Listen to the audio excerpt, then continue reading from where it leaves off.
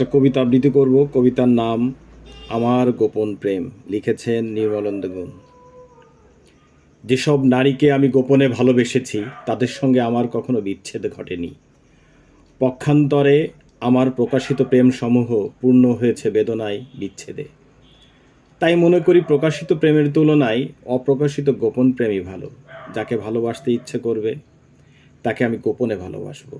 যাকে ভালোবাসি তাকে কখনো তা জানতে দেব না। আমার প্রেম প্রত্যাখ্যান করার কোনো সুযোগই সে পাবে না।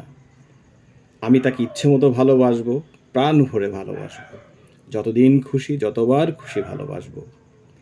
এই সিদ্ধান্ত গ্রহণের পর থেকে আমি ভালো আছি। শুধু ভালো নয়, খুব ভালো আছি।